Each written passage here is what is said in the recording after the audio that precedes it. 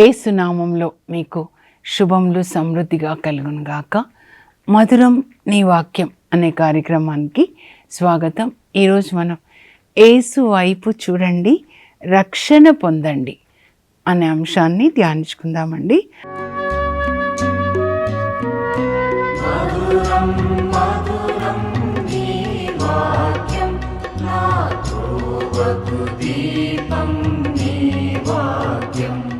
వాక్య భాగం లూకా సువార్త 19వ అధ్యాయంలో 1 నుంచి 10 వరకు.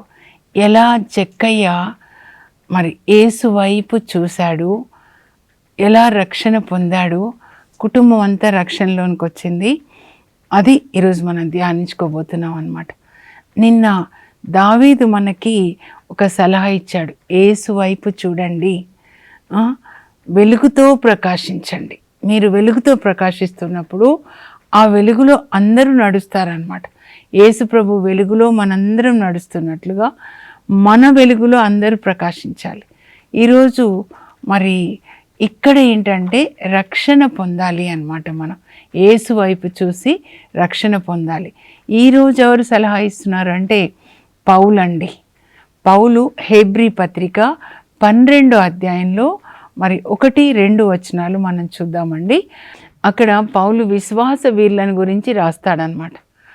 దాని సమరీనే 12లో 1-2 వచనాలు. యాక్చువల్గా ఈ 12-1-2 కూడా 11లో కలిపి ఉంటే సరిగ్గా ఒక విషయం అన్నమాట. మనకి పౌలు బోధిస్తున్నాడు. విశ్వాస వీరులు ఎవరెవరు దేశాలని జయించారు, సంసోన్ని గురించి రాస్తాడు. సంసోను ఎంత మందిని ఓడిస్తాడు కదండి. ఒక్క దవడ ఎముక తీసుకొని శత్రువులు వచ్చినప్పుడు ఆ దవడ ఎముకతో, గాడిద దవడ ఎముక దొరుకుతుంది, 1000 మందిని చంపేస్తాడనమాట సంసోన్. ఆ తర్వాత 300 నక్కల్ని పట్టుకొని ఒక రాత్రిలో ఆ 2 నక్కల తోకల్ని ముడేసి ఆ రెండిటి మధ్యలో ఒక కొరివిని పెట్టి పొలాల మీదకి విడిచిపెడితే ఫిలిస్తీన్ల పొలాలన్నీ కాలిపోతాయండి. అట్లా చేస్తాడనమాట. ఇంకా 16వ అధ్యాయం మనం వస్తే న్యాయాధిపతుల గ్రంథం అండి. సంసోన్ అంటే 13వ అధ్యాయం నుంచి మనం 16 వరకు అనమాట. న్యాయాధిపతుల గ్రంథంలో చివరి న్యాయాధిపతి ఆ గ్రంథంలో.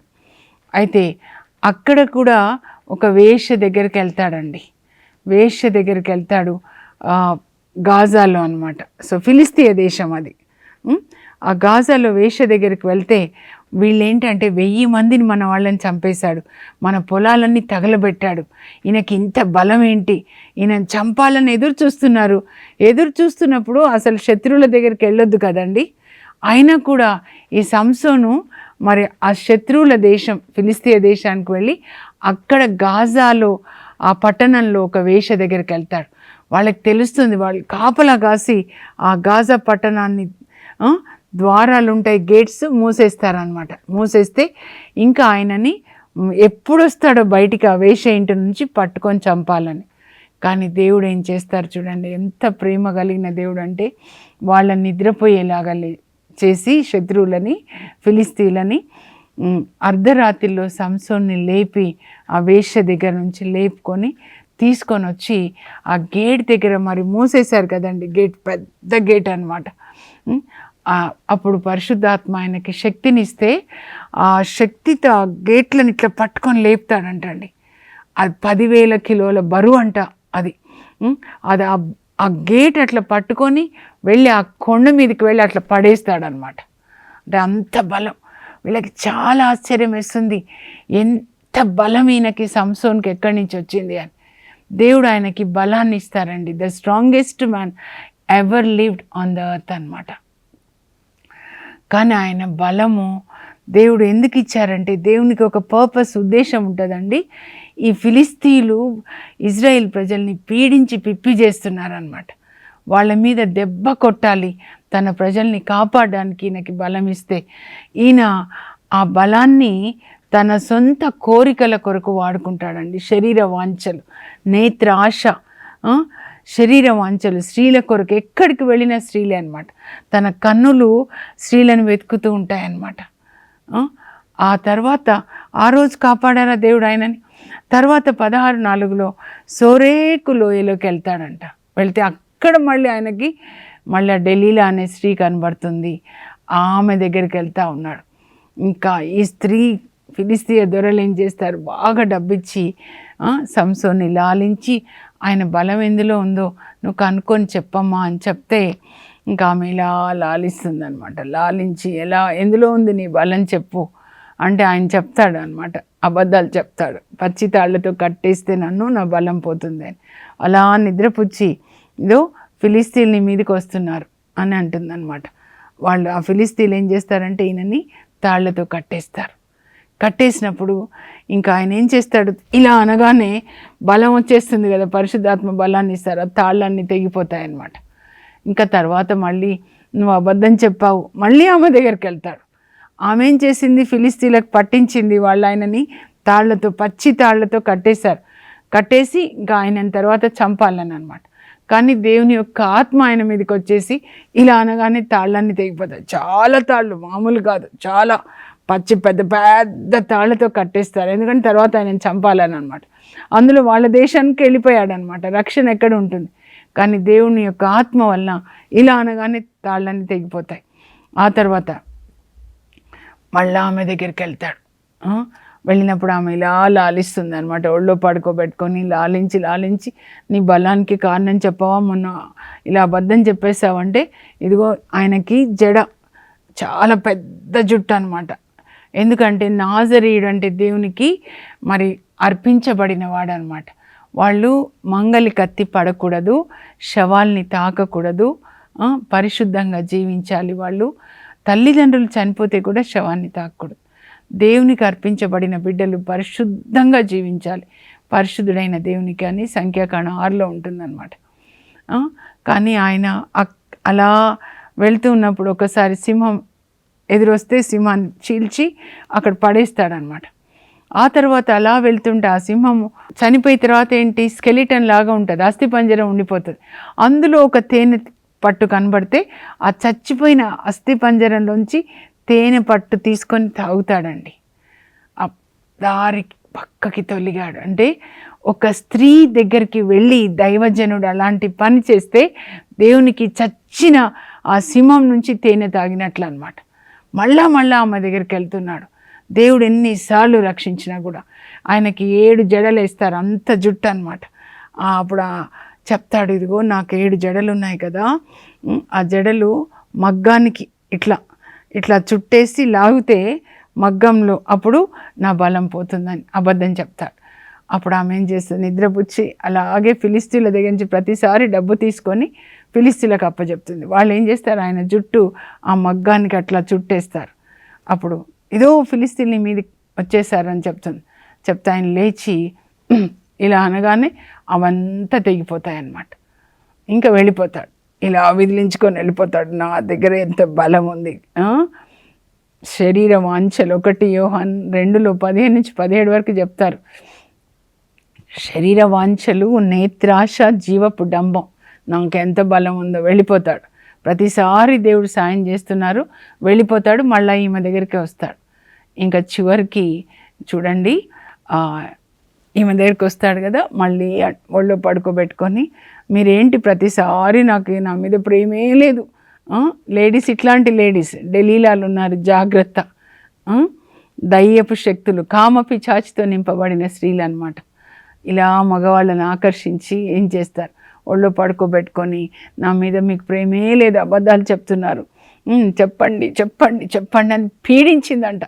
మీ బలానికి రహస్యం ఏంటి చెప్పండి అని పీడిస్తే ఆఖరికి చెప్పాడంట, నేను పుట్టినప్పటి నుంచి దేవునికి అర్పించబడిన బిడ్డ, మంగలి కత్తి నన్ను తాకకూడదు, నా వెంట్రుకల్ని కత్తిరిస్తే నాకు బలం పోతుంది.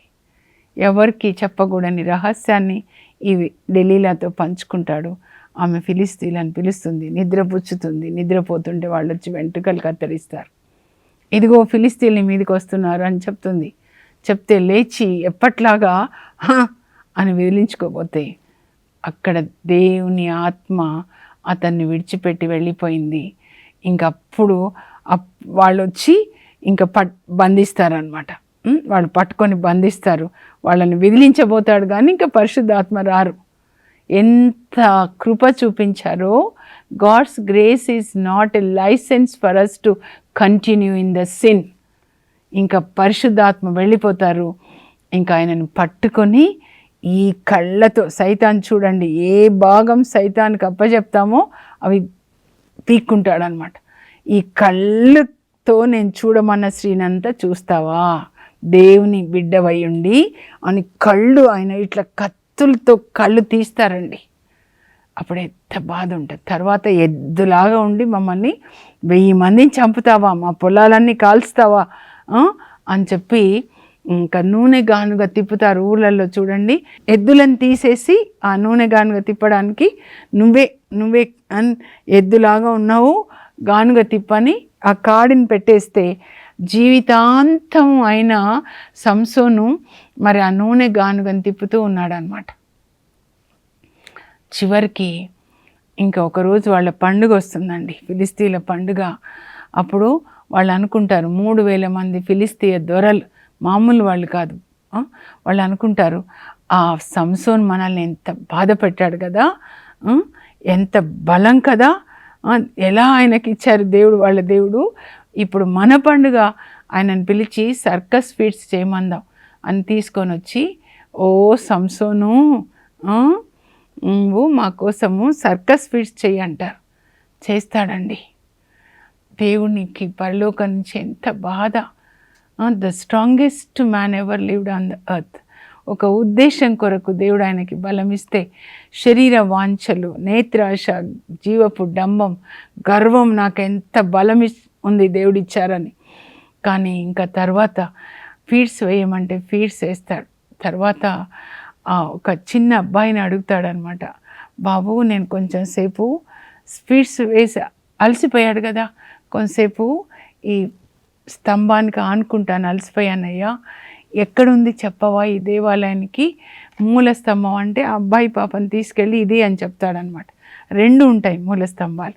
అప్పుడు ప్రార్థన చేస్తాడండి సంసోను, ప్రభువా ఒక్కసారి నన్ను జ్ఞాపకం చేసుకో, నువ్వు నాకు బలాన్ని ఇచ్చావు ఒక ప్రత్యేకమైన ఉద్దేశంతో, కానీ నేను నీకు ఎంత అవమానాన్ని తీసుకొని వచ్చాను, కానీ ఒక్కసారి కనికరం చూపించి నేను ఈ ఫిలిస్తీన్ల మీద దెబ్బ కొట్టాలి ప్రభువా, నీ యొక్క ఉద్దేశాన్ని చనిపోతూ అన్న నేను నెరవేర్చాలి, నాకు ఒక్కసారి బలమివ్వు అని ప్రార్థించినప్పుడు దేవుని హృదయం కరిగిపోతుందండి. మళ్ళా ఆయన వెంట్రుకలు పెరుగుతున్నాయంటే అది కాదు అర్థం, పరలోకం నుంచి దేవుని యొక్క ఆత్మ ఆయన మీదకి మళ్ళీ వచ్చేస్తుంది. అగైన్ రిలేషన్ అనమాట. దేవుడు ఎలా ఉన్నా కూడా మనతో ఎల్లప్పుడూ రిలేషన్ కలిగి ఉండాలని కోరుకుంటారండి. తండ్రి వెతుక్కుంటూ పిల్లల దగ్గరికి వస్తారు, బలాన్ని ఇచ్చేస్తారు. పరిశుద్ధాత్మ ఆయనను ఆవేశించిన తర్వాత 2 చేతులు ఆ దేవాలయం మూల స్తంభాల మీద పెట్టి కదిలించినప్పుడు దేవాలయం కూలుతుంది. 3000 మంది చనిపోతారండి, ఆ ఫిలిస్తీయ దొరలు అనమాట. అంటే దేవుని యొక్క కృపని గురించి నేను ఇప్పుడు మీతో చెప్తున్నా అనమాట. పౌలు ఏమంటాడంటే హెబ్రీ పత్రిక 12వ అధ్యాయం అనమాట, 1-2 వచనాలు. 11వ అధ్యాయంలో ఇలా సంసోను చూడండి ఎలా గెలిచాడు అంటే, వాళ్ళ యుద్ధంలో గెలిచాడు కానీ ఆయన శరీర వాంఛల్లో ఓడిపోయాడు. అలాగే ఒక్కొక్కరిని గురించి చెప్తాడు. దావీదు కూడా కొన్ని పొరపాట్లు చేస్తాడు కదా, అలా మరి యొఫ్తా వీరందరూ విశ్వాస వీరులే, కానీ వాళ్ళు దేశాల్ని గెలిచారు కానీ వాళ్ళ సొంత శరీర వాంఛల్ని గెలవలేకపోయారు. ఇప్పుడు నేను మీకు ఒక బెస్ట్ ఎగ్జాంపుల్ చెప్తాను. వీళ్ళందరినీ దావీదుని చూశారు, దావీదు కూడా పాపం చేశాడు కదా. సంసోను, ఆ తర్వాత యెఫ్తా సొంత నిర్ణయం తీసుకుంటాడనమాట. యుద్ధంలో ప్రభు నువ్వు నాకు జయమిస్తే, నాకు ముందు నేను ఇంటికి తిరిగి వచ్చినప్పుడు యుద్ధం నుంచి జయంతో తిరిగి వస్తే ఎవరు ఎదురొస్తే వాళ్ళని నీకు బలిగా ఇస్తాను. ఏ ఇష్టం వచ్చినట్లు అలా దేవునికి మొక్కుకోవడమా? దేవుడు పరిశుద్ధంగా మీ దేహాన్ని నాకు అర్పించండి అన్నారు రోమ 12:1. ఆయన యుద్ధానికి వెళ్తూ యెఫ్తా అంటాడు, యెఫ్తా ఎవరు ఎదురొస్తే నేను వాళ్ళని బలిగా ఇస్తానంటే తన ఏకైక కూతురండి, ముద్దుల కూతురు ఎదురొస్తుంది, కూతుర్ని బలిగా ఇస్తాడు. కనుకనే సొంత నిర్ణయాలు చేయొద్దు, ఎప్పుడు కూడా దేవుడు ఏం చెప్పారో అదే చేయాలన్నమాట. అయితే వీళ్ళందరూ దేశాల్ని జయించారు, కానీ వాళ్ళ శరీరాన్ని జయించలేకపోయారు. కానీ శరీరాన్ని 3 ఇప్పుడు చెప్పాను, 1 యోహాను 2:15-17 వరకు, ఈ లోకాన్ని ప్రేమించొద్దు, మీ శరీర వాంఛల్ని సిలువ వేసుకోండి, నేత్రాశని సిలువ వేసుకోండి. అలాగే జీవపు డంబం, దేవుడు మనకు ఒక ఆస్తి ఇచ్చిన, తెలివి ఇచ్చిన, ఎంత డంబమో సంసోన్కి, నేను ఇట్లా అంటే అయిపోతుంది అనుకున్నాడు అనమాట. కానీ వాళ్ళందరూ కాదు, ఇప్పుడు మీరెవరి వైపు చూడాలంటే వీళ్ళ వైపు కాదు. పాత నిబంధనలో విశ్వాస వీళ్ళు దేశాల్ని జయించారు, కానీ వాళ్ళ నేత్రాశని జయించలేకపోయారు, శరీర వాంఛని జయించలేకపోయారు, వాళ్ళు జీవపు డంబాన్ని జయించలేకపోయారు. ఇవన్నిటినీ జయించిన యేసు వైపు చూడండి, యేసు వైపు చూడండి అని ఇప్పుడు యేసు ప్రభు గురించి చెప్తాడండి. నేను అది మీకు చదువుతాను, చదివిన తర్వాత యేసు వైపు చూసి మనం ఏం నేర్చుకోవాలి అది కూడా నేను మీకు చెప్తాను. హెబ్రీ పత్రిక 12:1-2 వచనాలండి. ఇంత గొప్ప సాక్షి సమూహము మేఘం వలె మనలను ఆవరించి ఉన్నందున మనము కూడా ప్రతి భారమును సులువుగా చిక్కులబెట్టు పాపములను విడిచిపెట్టి మన విశ్వాసమునకు కర్తయును దానిని కొనసాగించువాడును అయిన యేసు వైపు చూచుచూ మన ఎదుట ఉంచబడిన పందెములో ఓపికతో పరిగెత్తుదము. మనం ఇప్పుడు ఎవరి వైపు చూడాలంటే యేసు వైపు చూడండి అని చెప్తున్నారనమాట. మన దృష్టి ఆయన మీద ఉంచాలి. మన విశ్వాసానికి కర్త, మన విశ్వాసాన్ని కొనసాగించేవాడు. ఎందుకంటే యేసు ప్రభువు తన ఎదుట ఉంచబడినటువంటి ఆ యొక్క దేవుని పని ఏంటి? శిలువ మరణం అన్నమాట. ఎన్ని అవమానాలండి యేసు ప్రభుకి. ఉమ్మి వేస్తారు, కళ్ళకు గంతలు కడతారు, ముళ్ళ కిరీటాన్ని పెడతారు, కింద పడినప్పుడు సిలువను మోసుకుంటూ వెళ్తే గడ్డపు వెంట్రుకలు పట్టుకొని లాగుతారు, ఎంత ఎగతాళి చేస్తారు, దేవుని కుమారుడైతే సిలువ నుంచి దిగిరా. కానీ ఇవన్నీ ఆయన సహించాడనమాట. ఆయన ఈ అవమానాలన్నీ సహించి శరీరాన్ని ఎంత అవమానించినా కూడా ఆయన పిలాతు ముందు రియాక్ట్ కాలేదు. ఇవన్నిటినీ గెలిచి జయించాడు. ఎన్ని శ్రమలు అవమానాలు అన్నిటినీ కూడా జయించి ఇప్పుడు ఆయన పునరుత్థానుడై తండ్రి కుడి ప్రక్కన కూర్చున్నాడు. ఆ తండ్రి కుడి ప్రక్కన కూర్చున్న యేసు మీద మనము మన దృష్టిని నిలిపి మనం కూడా మనకు అవమానాలు వచ్చినప్పుడు ఓర్చుకుందాము. దేవుడు మనల్ని శిక్షించినప్పుడు ఆ శిక్షని మనము స్వీకరిద్దాం. దేవుడు ఎవరిని ప్రేమిస్తారో వాళ్ళకే ఆయన శిక్ష ఇస్తారు, అంటే క్రమశిక్షణ. ఈ లోకపు తల్లిదండ్రులు మీకు బెత్తాన్ని వాడతారు, క్రమశిక్షణలో పెడతారు, ఎందుకంటే మీరు బాగుండాలని. మరి పరలోక తండ్రి కూడా మనల్ని క్రమశిక్షణలో పెట్టడానికి కొన్నిసార్లు శ్రమలు ఇస్తారండి. ఆ శ్రమల్ని మీరు ఓర్పుతో భరించండి, అప్పుడు మీకు పరలోకంలో కిరీటం ఉంటుంది. యేసు ప్రభు వైపు చూడండి, ఎలా ఆయన శ్రమల్ని సహించాడు, ఎలా తన పగవారి యొక్క మరి ఆ యొక్క బాధలను ఆయన భరించాడనమాట. అది ఇక్కడ చెప్తున్నాడు అనమాట పౌలు. ఆయన కూడా చాలా బాధలు భరిస్తాడండి. పౌలు బాధలు మీరు 2 కొరింథీ 11 అధ్యాయంలో 24-33 వరకు చదివితే పౌలు రాస్తాడు ఎన్ని బాధలు. యూదులు నన్ను 5 సార్లు కొరడా దెబ్బలు కొట్టారు. ఒక్కసారి 39 కొరడా దెబ్బలు కొడతారండి. ఆ కొరడాకి చివర్లో కొక్కాలు ఉంటాయన్నమాట. ఆ కొక్కాలు లోపలికి దిగితే నా వీపు దున్నిన పొలంలాగా అయిపోయింది అంటారు యేసు. పౌలుకు కూడా అలాంటి శ్రమలు అన్నమాట. యూదుల చేత 5 మార్లు కొరడా దెబ్బలు, రోమన్ల చేత 3 మార్లు కొరడా దెబ్బలు. ఓడలో ప్రయాణం చేస్తున్నప్పుడు ఓడ 3 సార్లు బ్రద్దలవుతుంది, షిప్ రెక్ అయిపోతుంది. ఒకసారి ఆ షిప్పుకి ఒక లాగ్ దుంగ దొరికితే దాన్ని పట్టుకొని 24 గంటలు నీళ్ళలో ఉంటాడండి. మళ్ళా బయటకు వచ్చి మళ్ళా సువార్తను బోధిస్తాడనమాట. నాకు తరచూ నిద్ర ఉండేది కాదు, శ్రమ, పని, మరి ప్రయాణం చేస్తుంటే అడవుల ద్వారా దొంగల భయము, ఆ తర్వాత యూదులు, ఈ సొంత యూదుల అసూయ చేత ఎన్నిసార్లు పౌల్ని కొడతారండి. చచ్చిపోయినాడేమో అన్నట్టుగా కొడతారు. లిస్త్రాలో తిమోతి వాళ్ళ ఊళ్ళో ఉన్నప్పుడు అపోస్తల కార్యాలు 14లో ఉంటుంది అనమాట, 29వ వచనంలో. ఎన్ని బాధలు, తినడానికి తిండి ఉండేది కాదు, కట్టుకోవడానికి బట్టలు ఉండేవి కాదు, తల దాచుకోవడానికి చోటు ఉండేది కాదు. అన్నిటికంటే ఎక్కువ నాకు వేదన సంఘాల గురించి. ప్రజలు దేవునిలో ఎదగాలి, శరీర వాంఛల కొరకు పడిపోకూడదు. కొరింథీలకు రాసిన లేఖ 1 కొరింథీ మీరు చదివితే, మీరు ఎందుకు ఇంత అసూయ, ఇన్ని వర్గాలు ఎందుకు మీకు? అపోలోకి చెందిన అపోలో గ్రూప్ అంటారు, పేతురు గ్రూప్ అంటారు, పౌలు గ్రూప్ అంటారు. సిలువలో మరణించింది పేతురా, పౌలా, అపోలోనా? మీ కొరకు మరణించింది ఎవరు? మనందరము యేసు ప్రభు యొక్క శరీరంలో భాగాలు. ఆయన ఒకే రక్తంలో కడగబడ్డాం, ఒకే ఆత్మని పొందాం, ఒకే శరీరం. ఏంటి ఇన్ని వర్గాలు అని అంటాడనమాట.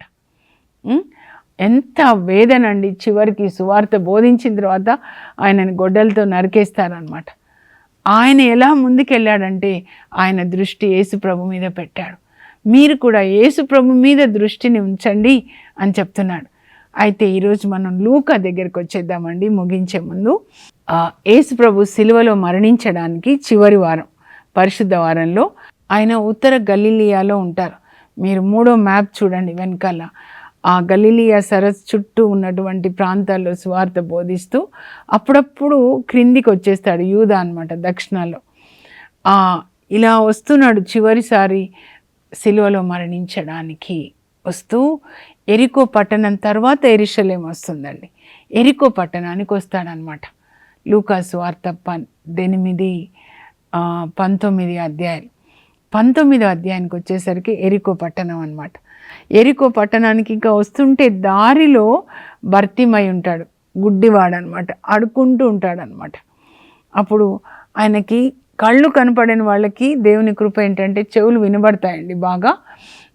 ఏంటి కోలా ఏంటి అని అడిగితే, ఇదో యేసు ప్రభు, నజరేయుడైన యేసు ప్రభు ఈ దారిలో వెళ్తున్నారు. యేసు ప్రభు గురించి విన్నాడండి. ఆ గుడ్డి భర్తిమయ్యి విన్నాడనమాట. ఆయన అందరికీ స్వస్థతలు చేస్తాడు, అందరినీ బాగు చేస్తాడు. వెంటనే యేసు ప్రభు వెళ్తున్నారని వినగానే ఆ కృప ఆయన పోగొట్టుకోలేదు. ఇది ఈరోజు నాకు కృప అని వెంటనే అడుగుతాడు. యేసు, దావీదు కుమారుడా నన్ను కరుణించు. అప్పుడు వాళ్ళు అంటారు, నోరు మూసుకో గుడ్డివాడ.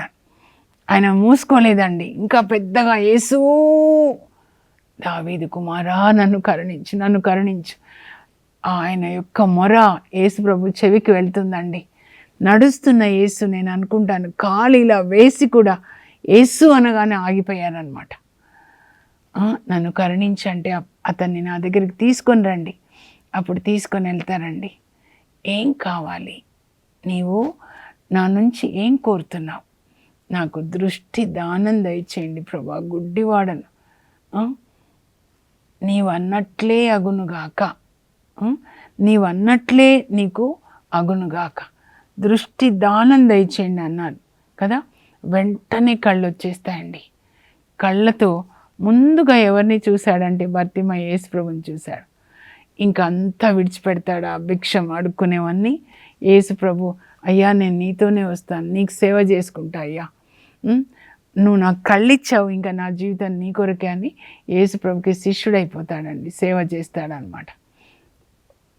అలా సేవ చేసిన వాళ్ళే మగ్దలేన మరియా, వీళ్ళందరూ కూడా అనమాట. ఆ తర్వాత భర్తిమై తర్వాత 18:38 అనమాట. ఇది లూకాలో. ఇంకా కొంచెం సేపటికి ఇప్పుడు ఇంకా ఎరికో పట్టణం వస్తుంది. అప్పుడు యేసు ప్రభుని చూడాలని ఎరికోలో అందరూ రోడ్డు మీదకి వస్తారనమాట, ఎరికో పట్టణంలో. అయితే ఆ పట్టణంలో రిచెస్ట్ పర్సన్, ధనికుడు ఎవరంటే జక్కయ్య. ఎవరి జక్కయ్య అంటే ఆయన మరి సుంకరి అండి, ట్యాక్స్ కలెక్టర్ అనమాట, ఇన్కమ్ ట్యాక్స్ ఆఫీసర్.